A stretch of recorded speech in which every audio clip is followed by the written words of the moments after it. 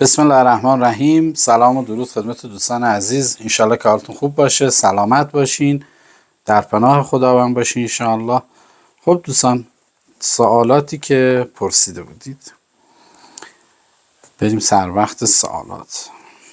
اولین سوال دوستان عزیز، فقط یه موضوع که من بعضی از سوالات رو به صورت کامنتی دارم جواب میدم زیر همون پسته و حالا بعضی هاشون هم که مثلا تکراری زیاد پرسیده شده رو یا حالا یه موارد خاص داریه میتونه جنبه آموزش داشته باشه رو تو کلیپ ها میگم.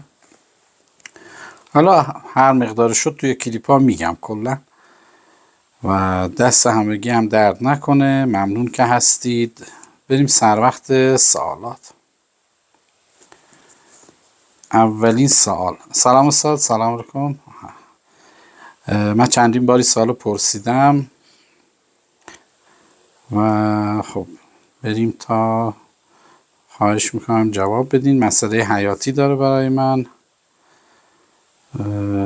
چند ساله. سال اولشون، آیا دوباره جنگ میشه؟ ببینید جنگ چطوری توضیح بدم؟ بس بخونم اینم ادامه سوالش.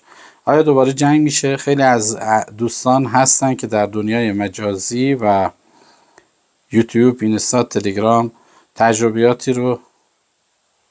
تجربیاتی رو به صورت خواب یا به صورت مرگ موقت داشتن که میگن که دوباره جنگ میشه. آیا دوباره جنگ میشه؟ این موضوع برای من خیلی حیاتیه. لطفاً تو رو خدا اینا جواب بدید.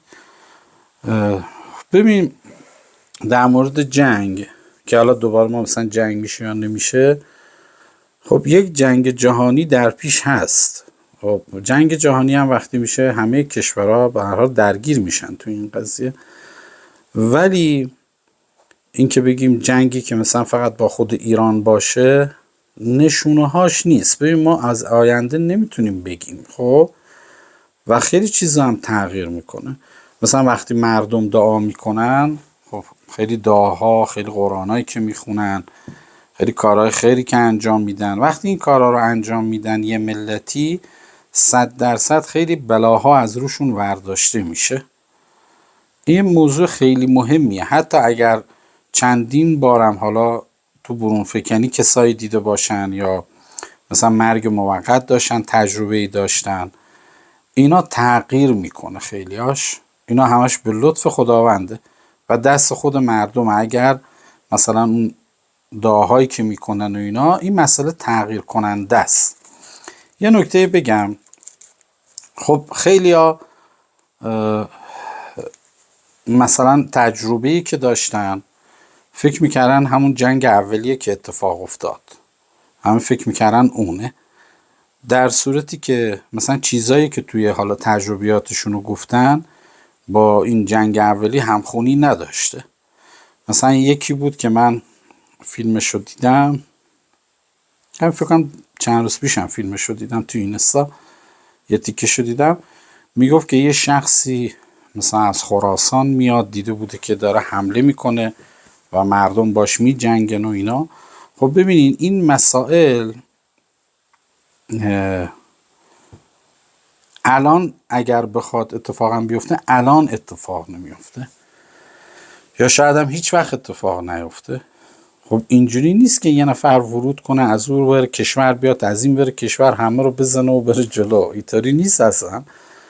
خب به هر حال شما قدرت رو تو کشور رو دیدین دیگه تو این 12 روزه. پس این مدل که یه نفر حالا میاد تو کشور و همه رو میکشه و اینا برمیگرده به جنگ‌های آخر از زمانی که معلوم هم نیست همچین چیزی اتفاق بیفته یا نیفته. ببینید دوستان، من خودم بارها و بارها توی حالا رویای صادقه، توی برون فکنی خیلی از این مسائل دیدم. خیلی هاش مثلا میبینی اتفاق افتاده، خیلی هاش هم اتفاق نیفتاده. حالا این تو مثلا این چندین ساله میگیم، توی 10-15 ساله. خب پس اینجوری نیست که اگه یه نفر یه موضوعی رو دیده 100% اتفاق میفته. یه مورد بعد این که حتی تو تجربه مرگ موقت احتمال داره اون اتفاقا افتاده ولی به اون شکلی که شما دیدید اون اتفاقا نمیفته. چرا؟ به خاطر همون لطف خداوندی که گفتم. یعنی قرار بوده آقا یک کشوری مثلا کلن از بین بره ولی از بین نرفته. این مسئله است. حالا این که دوباره جنگ بشه یا نشه، واقعیتش نشونه هاش توی دنیای ماورا نیست هنوز. معمولا سرزمین هایی که توی دنیای انسانی توشون جنگ و کشت و کشتارهای زیاد میشه، توی ماورا هم همین داستانو دارن. یعنی اول تو ماورا اون اتفاق میفته و اگر مثلا جادوهایی هم زده باشه خب دروازه هایی باز میشه و تو ماورا خیلی درگیری پیش میاد. بعدش میاد رو زمین یه چیزی هلوشه، بستگی داره، حالا یه هفته، 10 روز، 1 ماه، بعدش میبینیم اون اتفاق رو زمین میفته. و الانم اگر بخوایم جنگ های مثلا جنگ جهانی سوم یا همون جنگ آخر از زمانی رو یه رصدی بکنیم، ببین الان فعلا اینا خارج از ایران درگیرن دیگه. درگیری های توی سوریه هست، بعدش اردن شروع میشه، بعدش عراق شروع میشه، زمینه هاشو دارن میچینن، اینا شروع میشه. حالا کما بیشش هست، خیلی بیشتر میشه. توی مصر هست و اصطلاحاً اون سرزمین موعودشون رو باید اول شکل بدن.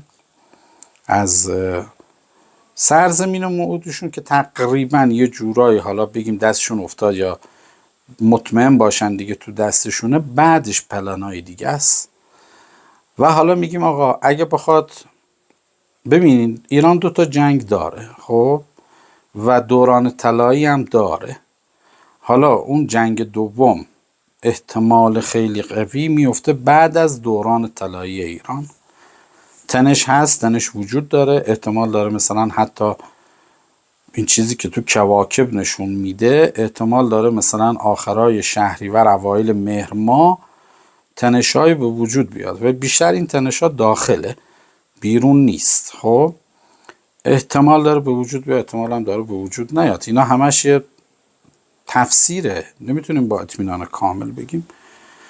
ولی این که 2 تا جنگ داره، بله یه جنگش که انجام شده، یکی دیگهش مونده و ایران دوران طلایی خودشو داره. چون جنگ دوم میشه جنگ جهان، یعنی میشه جنگ جهانی، همچین چیزی، یه جورایی تو جنگ جهانی. خب پس احتمال خیلی قوی بعد از دوران طلایی ایران این اتفاق میفته، احتمال خیلی قوی. حالا ما دیگه دست خداست دیگه، میگم آینده رو نمیتونیم متوجه بشیم، هم مدام تغییر میکنه خیلی چیزا و با قاطعیت نمیتونیم بگیم. یعنی چی؟ یعنی قبل از ظهور آقا امام زمان ما یه دوران طلایی داریم تو ایران، یه دورانی که خیلی از کشورها درگیری های متعددی دارن، ولی ایران داره یه دوران طلایی خودش رو سر میکنه، یه دوران خیلی خوب خودش رو سر میکنه، چندین سال هم هست. این یه نکته. پس احتمال خیلی قوی یا باید جنگ آخر از زمانی قبل از دوران طلایی باشه یا بعد از دوران طلایی، که نمیشه قبل از دوران طلایی باشه. چرا؟ چون هنوز اتحادا شکل نگرفته، ائتلاف و کشورها شکل نگرفته اونجور. الان فعلا همین درگیری های چی بهش میگن، همین جدیدن دموکراسی، مذاکرات چی بهش میگن، همین چیزاست فعلا. و تغییر و تحول هایی احتمالاً میگم تنشا و تغییر و تحولاتی هست. آخرای برج 6 و برج 7 اینا شاید بشه، شایدم نه. این موضوع و جهان درگیری های خودشو داره. ما خارج از جنگ ها یه سری اتفاقاتی پیش میاد که شما علنا محبت الهی رو میبینین تو اون مسئله، علنا تو همه کشورها فرقی نمیکنه و یه مقطعی باید ظالمین به جون همدیگه بیفتن. مثلا ما تو روایاتمون همه چی داریم، حتی تو قرآن هم داریم گفته شده. به هر حال این اتفاقات باید بیفته. پس هنوز نیفتاده، هنوز بین ترکیه و سوریه و اسرائیل جنگی نشده، هنوز بین اسرائیل و مصر جنگی نشده، هنوز مرزهای اردن شکل خودشونو دارن، هنوز درگیری توشون ایجاد نشده. یا مثل همین قسمت جنوب سوریه بهش میگن، کجا بهش میگن، که همین چند وقت پیش درگیری شد. خب اینا همه یه فیلم ها و بازی سیاسی بود دیگه. اینا از جولانی خواستن که بیاد به اینا حمله کنه، بعد اینا بیان از این مردمان حمایت بکنن که بتونن اون قسمت از سوریه رو جدا کنن. متوجه اینا همه بازی های سیاسیه، ولی اینا پشت پرده همه دستا توی کاسه است. اون یه تیکه رو جدا کنه برای خودش اسرائیل ببره. گفتم باید اون شکل سرزمین و موعود خودش رو شکل بده و الان هم تو شرایطی نیست که بخواد با ایران بیاد توی جنگ. اگه بخوایم واقعیت ببینیم، البته من کارشناس جنگ و سیاسی نیستم، اگر مسائلی رو میگیم بحث همون مسئله خیلی ها سوال میپرسن، میگن که آقا فلانی مثلا همچین خوابی رو دیده، فلانی همچین برون فکنی رو داشته، فلانی همچین تجربه بعد مثلا مرگ موقت رو داشته. اینا واقعا مال بعضی از اتفاقات واقعا مال الان نیست و اتفاقات هم خیلی هاش تغییر میکنه. پس از چیزی نترسیم. والا بیشترین چیزی که منو میترسونه، بیشترین چیزی که آدم نگرانش میشه، اون بحثای همین زمین و آبه. متوجهین؟ زلزله هایی که شاید اتفاق بیفته، سیلی که شاید اتفاق بیفته، این چیزا بیشتر مهمه. ولی اون مباحث سیاسی ما هم که مردم عادیم داریم زندگیمون رو میکنیم، فقط با حواسمون به هر حال به کشورمون باشه، پشت همدیگه باشیم، حواسمون به همدیگه باشه، دل به همدیگه بسوزونیم. ولی اون مسائل جنگ و این چیزا، این که هی میگن، هی یه تاریخ میدن، هی مردم رو تو استرس بد میندازن، تو این تاریخ جنگ میشه، تو تاریخ جنگ میشه، تو اون تاریخ جنگ. هر روز این استاری که نگاه میکنی هر کی داره یه تاریخی میده. نه این شکلی نیست. حالا معلوم نیست اصلا به خدا شاید این جنگ کی اتفاق بیفته. این از این. پس گفتم اگر بخواد جنگ اتفاق بیفته قبلش توی ماورا یه نشونه هایی داره، میتونی از هم متوجه بشی. الان هم اون نشونه ها روی کشورمون نیست. حالا شاید 10 روز دیگه بیاد، من نمیدونم. الان نیست.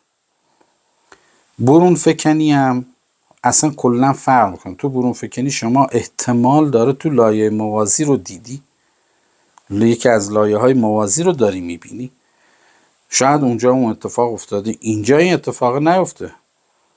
میدونی شاید یه لایه دیگه خیلی جلوتر رو شما رفتی دیدی. همه اینا هست. پس ترس و استرس به خودتون راه ندین. هر تنشی هم باشه احتمالاً گفتم من تنش‌های داخلی و این چیزا هست. برها ما در دوره آخر از زمان هستیم، اتفاقات از این بالا پایینی ها زیاد هست. و یه نکته دیگه ببینیم، این که میگیم جنگ آخر از زمانی، اول این که هنوز خیلی از کسایی که توی دنیا الان هستن، خیلی از رهبران دنیا، خیلی از اینا قبل از اوایل، یعنی اوایل جنگای آخر از زمانی یا قبل از شروع جنگ جهانی سوم، یعنی اوایلش یا قبل از شروع جنگ جهانی سوم، خیلی از اینا فوت میکنن. حالا یا کشته میشن، ترور میشن، ترور بیولوژیکی میشن، هر شکلی اصلا میمیرن خودشون. میدونین برای خیلی از رهبران بزرگ دنیای اتفاق میفته. بعد یه چیز دیگه هم که هست، همین داعشیا، بعد اینا هم میفتن به جون همدیگه. اصلا تو اون قسمت سوریه و اردن و اینا خیلی اصلا کشت و کشتارهای عجیبی میشه. اون جنگ قرقیسیا، جنگی که سر طلای توی فرات شکل میگیره، همه اینا هست. بعدش یعنی دیگه میریم تو جنگ جهانی سوم. این هم مطمئن باشیم، ببینین جنگ جهانی سوم ایران آنچنان ضربه‌ای نمیبینه. این هم مطمئن باشید. همین داستانی که تو این 12 روز اتفاق افتاد خیلی خیلی خیلی کمک کرد. حالا شاید توی ظاهر معلوم نباشه، ولی خیلی خیلی کمک کرد برای آینده کشورمون. که تو این جنگ ها حالا آسیبای آنچنانی نبینه. خب بریم سوال بعدی دوستمون. سوال عدد دومی، آیا فلانی مثلا میاد ایران اینا؟ نه، ببینین کلن هیچ کسی از خارج از ایران روی ایران حکومت نمیکنه تا ظهور آقا امام زمان، اینو مطمئن باشین. سال سومتونم در مورد تجزیات، نه اصلا ایران تجزیه نمیشه. اینا یه چیزای مشخصیه تو ماورا، اصلا اینا مشخصه، میتونیم اینا رو بگیم با قاطعیت. ولی یه سری چیزای دیگهش که خب مثل همین جنگا، ریز و درشت جنگا، چه اتفاقاتی میفته، مثلا کی زلزله میشه، چجوریه، اینا رو کسی نمیدونه واقعا، هیچ جوره هم نمیتونیم متوجه بشیم. گفتم شاید اصلا یهو میبینی 2 روز دیگه یه اتفاق خیلی بدی میفته که اصلا هیچ جوره نتونستی تشخیصش بدی. و این کواکبی هم که میگن، مثلا میگن سیاره فلان با سیاره فلان تداخل داره، خب اتفاقی میفته، خب این خود شخص میاد به جنگ ربطش میده. احتمال داره یه چیز دیگه ای باشه، احتمال داره یه اتفاق دیگه ای باشه، احتمال داره توی یه کشور هم مرز این اتفاق بیفته. اینا هم همه هست. درسته شما میگیم برای ایران دارم مثلا این آسترولوژی نگاه میکنم، احتمال داره توی مرزها باشه، تأثیری هم توی ایران بذاره و همه اینا هست. پس با قاطعیت نمیشه گفت. اون ترس و استرس و وجود خودتون خارج کنین، صبور باش دیگه. منم الان گفتم تو مباحث آخر از زمانیم، صبر داشته باش ببین چی میشه دیگه. حالا دیگه دست خود آدمه، بعد ببینید چی میشه. درست میشه. ببین ایران به یه دوران طلایی میرسه، یه دورانی که اصلا تو ذهن هیچ کدومتون نمیگنجه، حتی خود من. اینقدر این دوران میگن خوبه، اینقدر خوبه که حد و اندازه نداره. پس ما احتمال خیلی قوی بعد از این دوران طلایی وارد جنگ‌های آخر از زمانی میشیم. و یه جنگ من تقریبا فکر میکنم 4 سال پیش اون موقع در موردش صحبت کردم، جنگ بزرگ آخر از زمانی خلیج فارس. خب یه همچین چیزی هم هست تو برنامه ایران که میگم این احتمالا میفته مثلا بعد از دوران طلایی ایران، چون میگم که اون دوران طلایی شدنه اصلا قدرت تو دنیا جابجا میشه. اگر واقع بینانه بخوایم به قضیه نگاه بکنیم، الان داریم خیلی چیزا رو تو دنیا میبینیم و خیلی تغییرات. گفتم خیلی از رهبران بزرگ دنیا اصلا میمیرن، اصلا کلا عوض میشه همه چی زمین داره پوست میندازه و تغییرات انجام میشه، خیلی خیلی تغییر میکنه. این از این.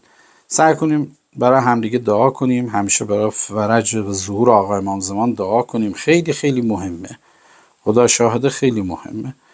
مثلا قرآنی اگر میخونیم از خدا بخوایم شر و بلا و از مردم ما دور نگه داره میدونیم، و به مردم مظلوم دنیا هم که داره بهشون ظلم میشه، دارن مرگ تدریجی رو تجربه میکنن از گرسنگی، خدا به اونا هم نگاه بکنه. حالا غیر از اونا فرق نمیکنه، همه جای دنیا دعا بکنید. این دعاها هستن که خدا شاهد خیلی چیزا رو عوض میکنه، خیلی اتفاقات رو عوض میکنه. تو جنگ همین 12 روزه قرار بود خیلی خیلی اتفاقات بدی بیفته که اصلا خیلی وحشتناکتر از اون چیزی که فکر کنید. واقعا خدا کمک کرد و آقا صاحب زمان ارواحنا فدا جمع کردیم مسئله رو برامون، خدا رو شکر. پس چی شد؟ اگر دروازه هایی باز شد، اگر جنگ های ماورایی شد و این جنگ ها جوری بود که انرژیش با شیاطین یکی میشه، پس مطمئنا روی اون زمین جنگ اتفاق میفته. به خاطر همین تو اون 12 روز چند روز اول همه تون سردردهای بد میگرفتین، حالت خوابای بدی داشتین، استرسای خیلی بدی داشتین. اون فشاری بود که داشت از اونجا وارد میشد که دیگه بسته شد و همه چی جمع جور شد، یهو همه چی اصلا حس و حال همه تغییر کرد.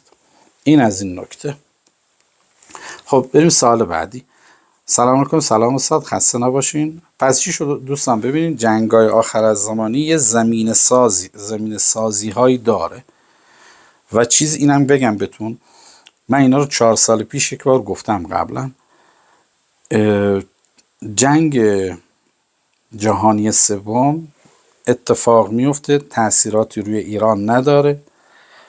خود اون کشورها با هم درگیری های خودشونو دارن، تو اروپا خودشون درگیری هاشونو دارن، تو خاورمیانه هم درگیری های این ور هست، چه این ور ایران چه این ور ایران یه سری درگیری ها اتفاق میفته، تأثیراتی روی ایران نداره تا ایران اون دوران طلایی خودشو سر کنه. و چیزی که گفته شده جنگ مثلا جهانی سوم بین 1 سال تا 1 سال و نیم زمان میبره و چیزی که گفته شده، یعنی حالا صحبتایی که میشه، رئیس جمهور آمریکا باید یه زن بشه، میدونین، شاید هم نشه ها، ولی چیزی که گفته شده. گفتم من اینا رو 4 سال پیش هم گفتم و از زمانی که اون زن میاد، یعنی قبلیه که الان هستش، این باید فوت کنه. از زمانی که بعدیه میاد، زن میاد، اون وقتی که دیگه جنگ جهانی سوم به سوی فاجعه میره. خب اون وقتی که ایران هم قاطی میشه. ولی ما تو ایران آنچنان مثلا مثل الان سوریه رو نگاه کنین، ما این شکلی نمیشیم، اینو مطمئن باشید، اصلا این شکلی نمیشه. بعدش هم دیگه ادامه داستانو که دیگه سهه آسمانی و بعد ظهور آقای امام زمان و همون میره که دیگه خود آقای امام زمان میاد توی 8 ماه کل دنیا رو در اختیار میگیره، کلا قضیه رو جمع میکنه. و از زمانی که اون زن میاتش، یعنی مثلا میشه رئیس جمهور آمریکا. حالا من چرا از بعضی کلمات استفاده نمی کنم؟ چون یوتیوب واقعا بهم گیر داده، چون قبلا فیلم گذاشتم اصلا به یه جوری شد که حتی احتمال داشت پیجم بپره. یوتیوب خیلی بهم گیر داده. یه خواهشی هم که ازتون دارم، اگر میتونین کامنت انگلیسی بذارین دوباره کانال به قولن خودشو بکشونو بالا. اون مسئله، حالا من کلماتشو نمیدونم چی میگن، یه اصطلاحاتی داره، اون گیری که یوتیوب ما داده ورداشته بشه. پس لطفا یه مای نیمیز فلانی زیر این کامنت ها بذارید. خب داشتیم میگفتیم از زمانی که اون زن میاد، ایران هم بخشی از این جنگ جهانی سوم میشه که احتمال داره همون موقع جنگ پایان زمانی خلیج فارس شکل بگیره. این از این. احتمال هم داره هیچ کدوم از اینا نشه، اصلا یه مدل دیگه ای بشه. باز اون همش ما در مورد خودمون صحبت میکنیم دیگه، اون همش بستگی به این داره که ما دعاهایی که داریم میکنیم و این داستان هست دیگه. حالا هی بالا پایینی داره. انشالله موفق باشین. این از این. خیلی مهمه ببینیم دوران طلایی ایران مطمئناً قبل از ظهور ایران یه دوران طلایی رو داره، پس نگران نباشید.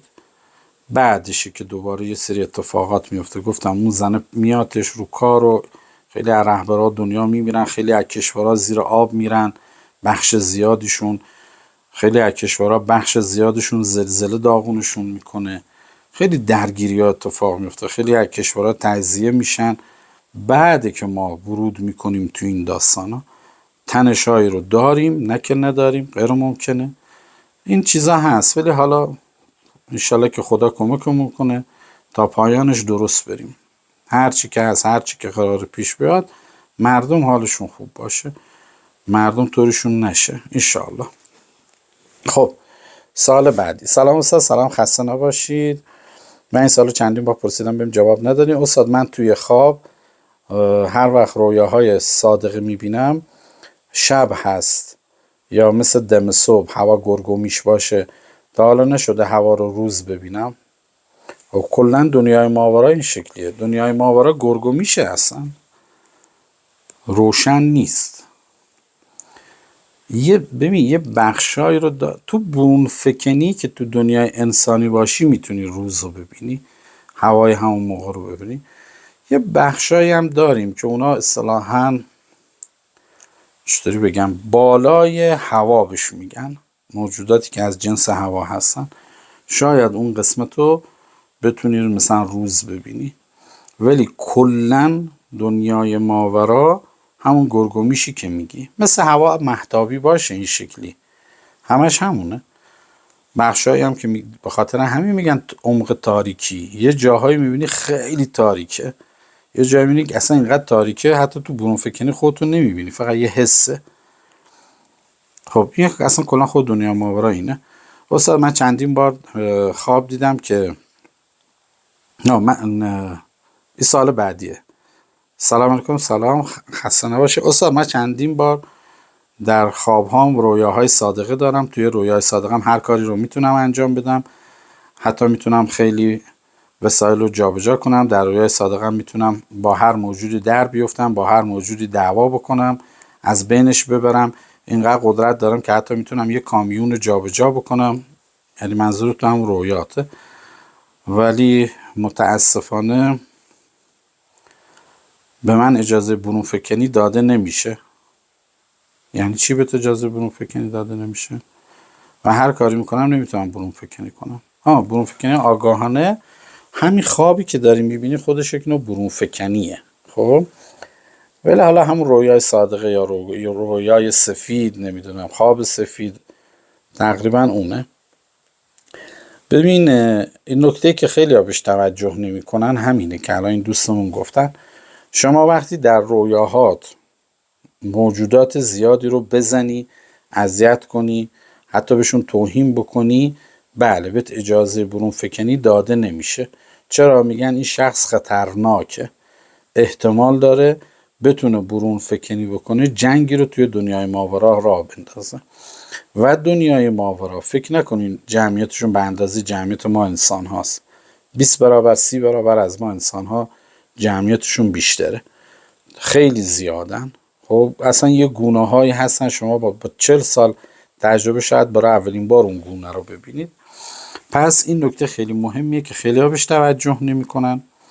این که توی رویای صادقت بزنی همه چی رو خراب کنی، با این در بیفتی، با اون در بیفتی، به این توهین کنی، به اون توهین کنی، بله به اجازه برون فکنی نمیدن. این از این. موجودی میخواد اذیتت کنه، توی خواب بهش میگی من اصلا با در نمیافتم. ازش بپرس تو کی هستی، اینجا چیکار میکنی؟ مثلا میگه تو اومدی تو محله ما، تو منطقه ما، تو قبیله ما. خب شما اراده بکنی از خواب بیدار بشی، به خوابم بیدار میشی، پس درگیری پیش نمیاد. تا جایی که میتونید نباید درگیری انجام بدید که بهتون اجازه برون فکنی بهتون داده بشه. یعنی سایبان ها اجازه برون فکنی رو به شما بدن. در غیر این صورت هیچ وقت نمیتونید برون فکنی کنید. میترسن و میگن این اگر با کالبد اصلیش بیاد وارد دنیای ماورا بشه، جنگای بزرگی رو راه میندازه. خیلی ها هستن چون میگن این موجود مثلا تاریکیه باید کشته بشه، تو خواب ها یا تو برون فکنی، چون تاریکیه باید بزنمش. خب این اشتباهه. 2 بار این کار رو انجام بدی اصلا دیگه نمیذارن، حتی خوابت هم احتمال داره ببندن. اینم نکته هم در نظر بگیر. ادامه همین سوال دوستمون میگه تو یه بار توی که از این خوابا پدرم از خواب منو اومد بیدار کرد، گفت داری چیکار میکنی؟ اومد منو بیدار بکنه ولی بدنش انگار پشمالو بود، فرق میکرد. اون همزاد پدرتون بوده، احتمالا همزادشو دیدی، یا مثلا جن وراثتی باباتو دیدی که شبیهش بود، اومده بیدارت کنه. ببین تو اون حالت خواب دیدیش دیگه، بهت هم گفته داری چیکار میکنی، داری یعنی چی همه رو رختی به هم، میدونی؟ خب این انرژی تو مثلا بزنی تو دیوار، مثلا خوشت میاد دیگه. کسایی که حالا تجربهشون مثلا اوایل هستن خوششون میاد، مثلا دستاشو اینجوری میگیره اینطوری میزنه سمت زمین، مثلا یه نوری میره.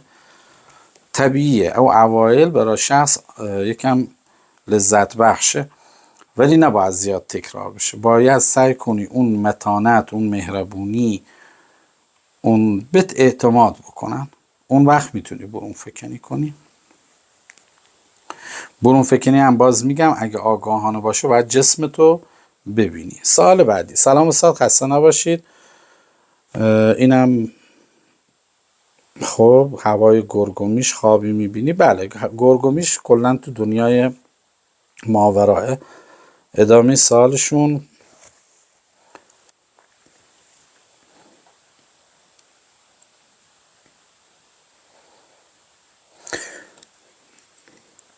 توی خواب خودتون شبیه بره دیدید.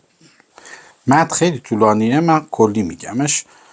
خودتون رو توی خواب شبیه یک بره دیدید و میتونه قرینت باشه، میتونه یکی از اخلاقیاتت باشه که مثلا توی خواب خودت شبیه یک بره دیدی و اونجا گرگی اومده مثلا گرگ اومده زده به گله، بعد شما فرار کردین و این گرگه فقط دنبال شما بوده و گرگه اومده بهت گفت گرفتتت، بهت گفته حیف که عاشقتم و الان میکشتمت.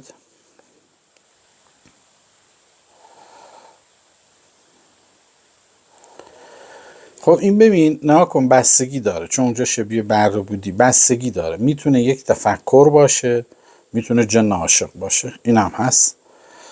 میتونه یه تفکری باشه که از توی دنیای خودت ورود کرده و اینکه خودتو شبیه یک بره دیدی یعنی که یک آدم خیلی ساده ای هستی. خب یعنی ساده هستی، زود گول میخوری، معنیش این میشه. و اون گرگه هم حالا گفتم یا جن عاشقشته یا اون باز ترسیه یا تفکری که از دنیای انسانی بردیش. مثلا نمیتونی ازدواج کنی و فکر میکنی همیشه یک مانعی هست، یک مانع سرسخت ماورایی هست نمیذاره تو ازدواج کنی، میبینی اینه. حالا یه وجهش هم اینه که شاید اصلا جن عاشق باشه.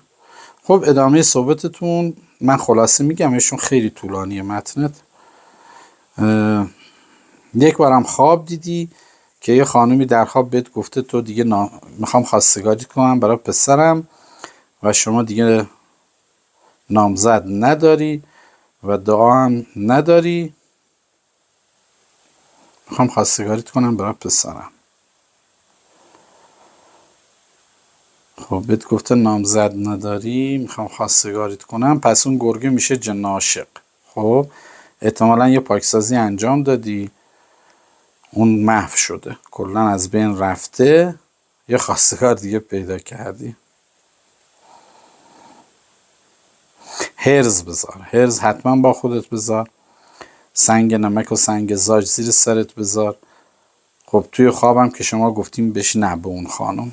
ببینین دوستان معمولا همین شکلیه، جنای عاشقی که میخوان به ازدواج بکشوننش کسی رو میفرستن توی خوابتون از شما خواستگاری میکنه. یک نوع خواستگاری بوده، مثلا میگه با پسرم، با پسر برادرم، میدونی اومدم خواستگاریت کنم. دقیقا همین شکله. من بالای 1000 مورد اینجوری بهم گفتن و دیدم. به هر حال باید روی حرفت وایسی بگی نه. خیلی نکته مهمیه. نه از نمیخوام، فکر نکن دنیای انسانیه. خب اونجا اگر یکم شل خودتو نشون بدی ولکن نیستن، هی خودشون نشون میدن، هی خودشون نشون میدن. هرز بذار با خودت اگر این خواب برات تکرار شد، خب جنی توی خواب بهت گفت عاشقته یا کسی توی خواب اومد ازت خواستگاری کرد، دیگه باید پاکسازی انجام بدی. نکته مهمیه، حالا به هر روشی که خودت دوست داری. خب سوال بعدی. سلام استاد، خسته نباشین. استاد من توی خواب مرتب با یک قبیله می جنگم، چندین بارم از شما پرسیدم ولی جوابمون ندادی. من میخوام بدونم این قبیله کی هستن که من باشون می جنگم و همیشه می کشمشون. بارها این قبیله رو کشتم. اگه کشتی دیگه از کجا میاد بات می جنگه؟ میگه بارها من این قبیله رو کشتم. ازشون کشتی، نه که کل قبیله، درسته؟ خب و اینا توی خواب و این قبیله شخصی، یک زن سفید پوش به من میگه شما به ما بدهکار هستید، پدر شما فرزند ما رو کشته. و حالا میخواستم بدونم مشکلم با اینا چیه. و دیگه خودش مشکلشو گفته دیگه، مشکلشو گفته، بدهی ماوراییه. بدهی ماورایی باید بدهیشو این دیگه باید دقیقه بزنی.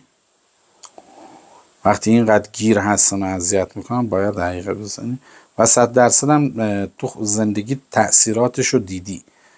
چون وقتی ببین شخص احتمال خیلی قوی اینا یعنی 90% نفرین میکنن، نفرین هم رو خون میندازن، بد بیاری پشت سر بد بیاری میاری، یعنی یه جوریت میکنن تنها زندگی کنی، اصلا ذهنیتت هم خراب میشه. حتی پاکسازی بشی تا سالها میبینی از لحاظ روحی روانی مشکل پیدا میکنی. این بدهی ماورایی دیگه، خودش گفته بچه‌شونو کشتی. نگران نباش، درست میشه. از خدا بخوا، اگه نمیتونی مثلا برای خودت عقیقه کنی، خب این فقط عقیقه باید بزنی، از خدا بخوا که اون فرصت رو بده بتونه عقیقه بزنی و اینا هم اذیتت نکنن. تو حالت سجده از خدا بخوا همچین چیزی رو. من نمیدونستم یه اشتباهی کردم این مثلا حل بشه. اینم که دیدی زن سفید پوش بوده، حالا کاش در مورد اون قبیله بهم میگفتی، چون زن سفید پوش بوده احتمالا اینا مسلمونن. وقتی مسلمون باشن دیگه زیاد اذیت نمیکنن، یعنی حالا درسته تو خواب باشون درگیر میشی، اذیتایی که دیگه زندگی تو متلاشی کنن و انجام نمیدن. بری دیگه بهشون بدهکاری. بچه‌شون رو چی کردی؟ سال بعدی. سلام استاد، خسته نباشین. سلام علیکم استاد. من مرتب توی خواب با همسرم دعوا میکنم، در صورتی که توی بیداری با هم مشکلی نداریم. توی خواب همال همزاداتونه. اسمم دادی؟ خب بذار تو رو خدا به من بگین داستان چی و اینا. نه همزاداتون در واقع همزادته، بله همزادتونه، ولی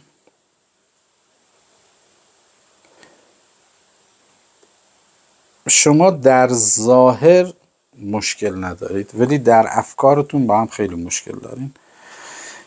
یعنی یکیتون، حالا من نمیگم کدوم یکیتون خیلی ذهنیتش نسبت به همسرش بده، همش درگیره، فکر میکنی همسرت تو رو تو خفقان گرفته، آزادی عمل نداری، آزادی بیان نداری، تو خونت راحت نیستی، میدونی رفتارش با تو بده ولی در ظاهر اینا رو نشون نمیدی، خودخوری میکنی. این خودخوری باعث شده همزاداتون با هم درگیر بشن. اونایی که میبینی خودتون این درگیرین در واقع همزاداتونن.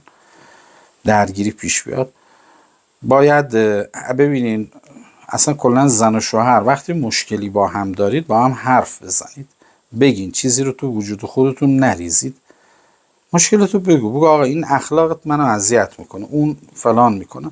حالا متاسفانه بعضی از همسرها اگه اصلا گوش نمیدن، اصلا براشون مهم نیست داری چی بهش میگی، ولی حرفتون رو بزنید، نذارین به این نقطه برسه که اینقدر ذهنتون درگیر بشه و بیماری به وجودتون راه پیدا بکنه. همیشه حرفتو بزن. حالا حرفت هم یه کنار یه گوشه همسرتو بکشون، زمانی که حالش خوبه باید صحبت کن، نه که تو جمع، نه که خودش الان عصبانیه یا از سر کار اومده خسته است بگیریش به حرف زدن. بذار بشینه یه چایی بخوره، یکم بگذره، یکم سر حالشو شروع کن باش صحبت کردم. سال بعدی. سلام استاد. سلام، خسته نباشید استاد. من همیشه کف دستم یک ستاره میبینم و بیشتر وقتها روزهای سه‌شنبه وقتی از خواب بیدار میشم این ستاره رو میبینم. احضار جن زدی؟ احضار جن زدی حتما.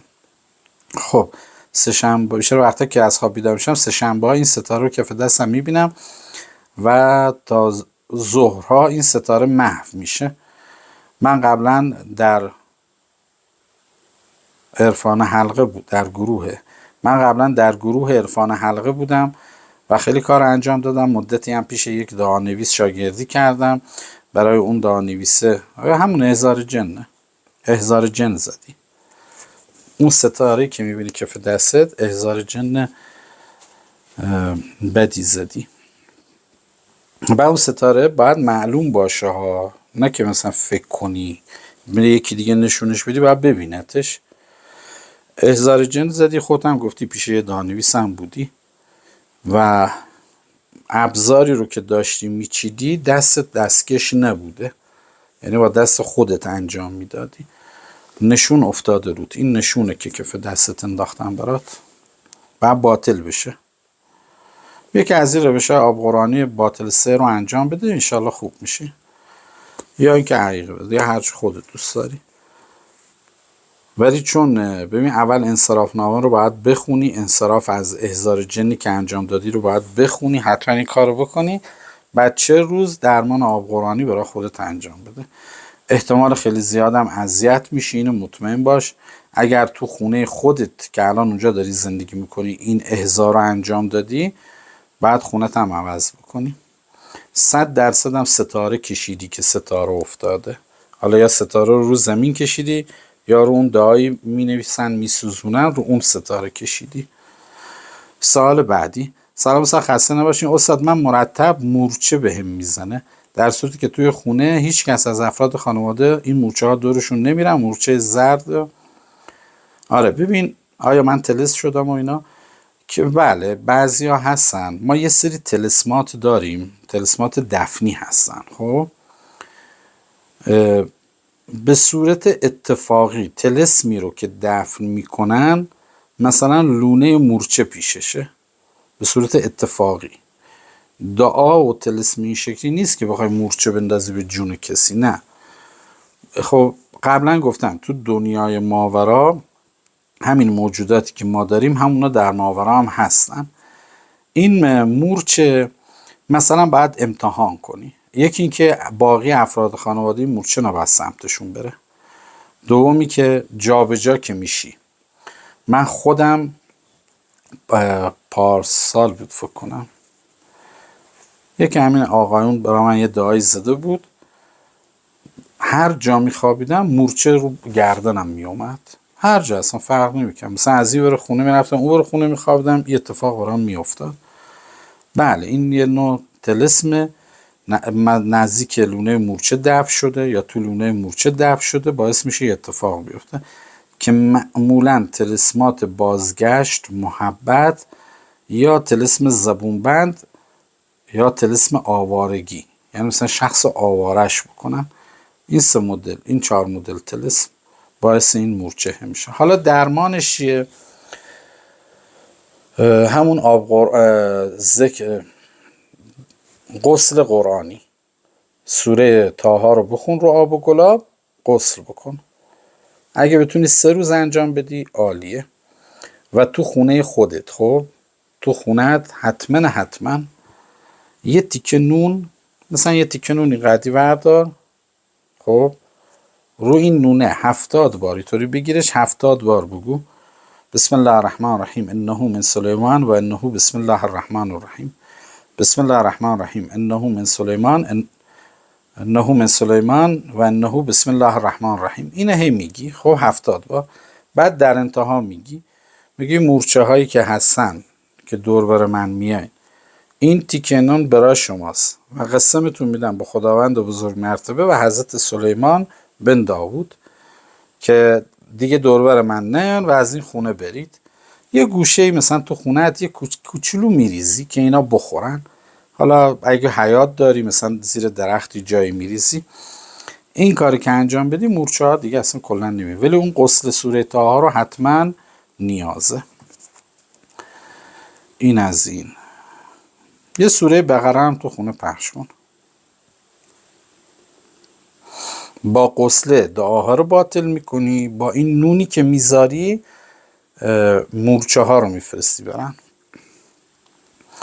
اینم یادم رم بگم، یه مدل دعای دیگه داریم، یه تلسمیه. خب رو تلسمه به صورت نقاشی شکل شخص رو میکشن، بعد آتیش میزنن، اسم چند تا شیاطین رو زیرش مینویسن، آتیشش میزنن، اون شخص اونا هم مورچه بهشون میخوره.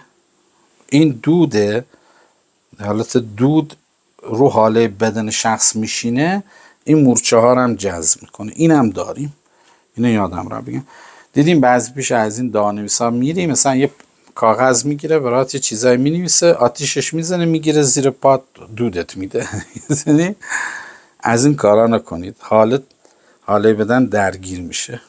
اینم هست، اینم یکی دیگه است. خب انشالله که موفق باشین، خدا پشت و پناهتون باشه. دعا بکنیم برای ظهور آقا امام زمان و دعا بکنیم خدا ما رو از بلاهای آخر الزمانی حفظ بکنه، از حرکت زمین، از حرکت دریاها، از حرکت بادهای بیماریزا، بادهایی که با خودشون آلودگی از دنیای تاریکی میارن. خدا ما رو از اینا حفظ بکنه. همیشه اگر میتونین، مخصوصا تو این ایام خیلی مهمه، خیلی مهمه تو این ایام، اگر میتونین جلوی در خونتون، یعنی حالا اگر آپارتمانه، از داخل جلوی در رو به قبله، هر طرف که قبله است، وای میسی 10 بار سوره توحید رو میخونی و حالا 1 بار یا 3 بار آیت الکرسی تا هو العلی العظیم میخونی و از خدا میخوای که خودتو، خانوادتو، حالا بقولن کشورتو از بلاهای آخر از زمانی حفظ بکنه. حتما این کار رو بکنین، روزی 1 بار، بیشتر هم نمیخواد. مثلا تو این ایام 20 روزه خیلی مهمه این کار رو بکنید. انشالله که موفق باشین، خدا پشت و پناهتون باشه. هیچ چیزی هم ترس و وحشت نداشته باشین. به هر حال این دنیا همینه، آدم یه روز میاد یه روز هم میره، واقعیتش همینه. مهم اینه که وقتی میریم با سربلندی بریم. و حالا دنیا همینه دیگه، دنیا جنگ داره، درگیری داره، تنشای سیاسی داره، اینو بکش اونو ببر اینو بیار، اینا رو داره، این حرفو بزن اون حرفو بیار، همه اینا هست. خب یه چیزایی که دیگه آدم باید تو خونهش نشسته داره زندگیشو میکنه، به هر حال فشار بهش میاد. بله علاوه اقتصادی خیلی فشار میاد، خیلی اتفاقا میفته، ولی مهم اینه که درست بریم جلو، دعا کنیم برای همدیگه. انشالله که همگی هم حالشون خوب باشه و کسی هم مشکلی براش پیش نیاد. انشالله شفای همه مریضا، حاجت همه حاجتمندا و گره‌گشایی برای همه مردم. انشالله که موفق باشین، خدا پشت و پناهتون باشه، شاد و پیروز و سلامت باشین. من اگر مثلا از لحاظ ماورایی خب حس کنم چیز خیلی ناجوری باشه، حتما مطمئن باشین استوریش میکنم. انشالله موفق باشین، مگه اینکه دیگه دیر متوجهش بشم. انشالله موفق باشین. یا علی.